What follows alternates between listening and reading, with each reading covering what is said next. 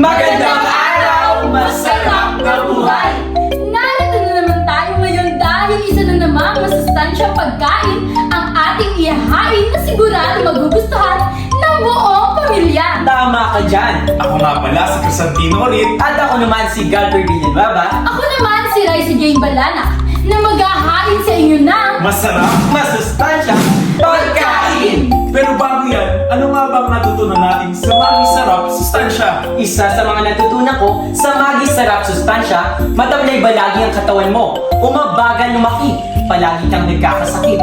Malamang kulang yan sa sustansya. Pero kung kami ang tatanungin nyo, hindi na yan sa aming problema. Dahil yan sa Pinggang Pinoy. Ang Pinggang Pinoy ay nagbibigay ng espasyo para sa iba't ibang uri ng pagkain na may tamang porsyon. Pinggang Pinoy is complete because it has go, glow, and grow foods na nagpapalakas ng ating immune system at nagtataguyod ng mas maayos na kalusugan. Kaya ano pang hinihintay nyo? Tara na at mamitas na masangkap na tsak at swak na kukumpleto sa pagkain na ating ihahain. Tara na! Bahay kubo kahit munti, ang halaman doon ay sari-sari. At syempre, Magsimula tayo. Sa ating simpleng gulayan sa tahanan. Nani, sitaw, bataw, patani. ang talbos ng kamote ay masustansyang pagkain dahil ito ay mayaman sa vitamins and minerals. Samantalang, ang kalabasa naman ay masustansya dahil mayaman ito sa vitamin A, vitamin C at potassium. Bukod pa rito, mababa ito sa calories at mataas sa fiber. Ang halaman doon ay sari-sari. Singkamas at talong, sigarilyas at mani. Sitaw, bataw. Andito naman tayo ngayon Sa sariling ating Ang gulayan sa paaralan. Sa mayroon pang labanos, mustasa, sibuyas, kamatis, bawang at luya. Sa paligid-ligid ay maraming linga. Ang kamatis ay punong-puno ng antioxidants at mataas sa lycopene na mabuti para sa ating puso.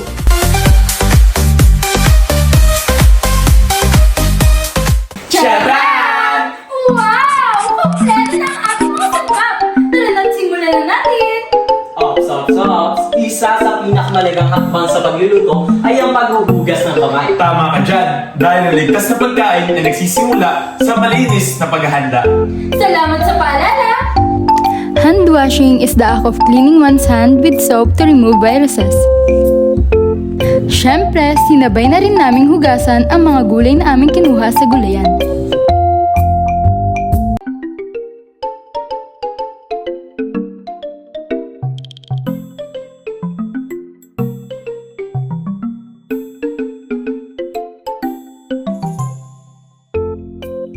Ano nga ba ang ating lulutuin? Ang recipe natin ngayong araw ay Fish Veggies with You. Ang mga sangkap ay isda, lukarin, talbos ng kamote, pako, kamatis, bulaklak ng kalabasa, kalabasa, karning baboy, pampalasa, at syempre ang magic sarap. Simulan na natin!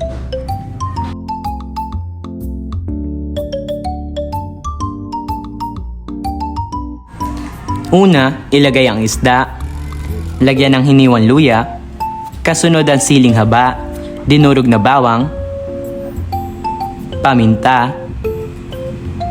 asin, suka,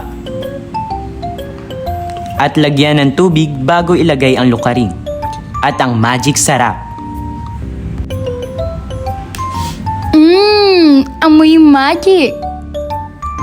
Ngayon naman, magigisa tayo ng gulay gamit ang Bawang, sibuyas, kamatis. talbos ng kamote, bulaklak ng kalabasa, pako, At syempre, hindi mawawala ang magic sarap!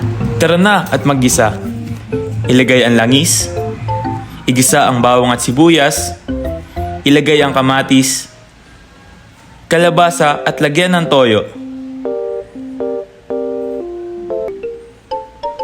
Lagyan ng sapat na tubig.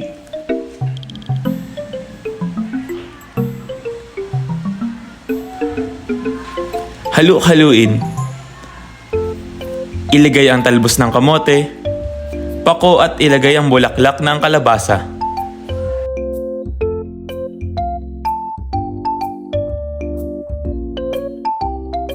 At magic sarap. Haluin hanggang sa maluto. Isunod na nating lutuin ang protina na pampalasa. Ngayon, atin nang buuhin ang masustansyang recipe. Ilagay ang brown rice. Isunod naman natin ang ginisang gulay.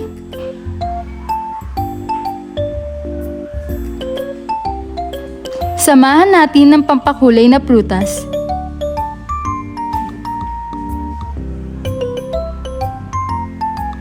Ilagay na ang isda na may luka rin.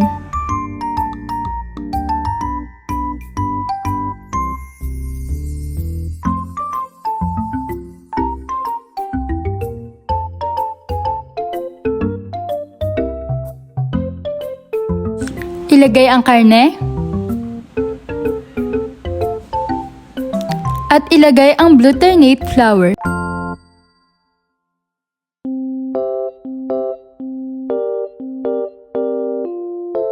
Salamat nanay dahil sa magaling mong paglulutong taglay at sa pangingisdang ating panghanap buhay ay naman ako sa iyo itong reseping may sustansyang panghabang buhay.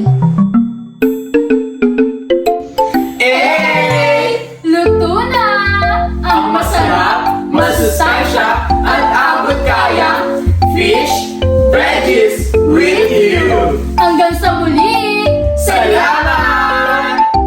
Sama-sama sa simple, Pero masustansya, At abot kayang recipe. Kanina, gumamit kami ng powdered milk para sa aming makapuno dessert.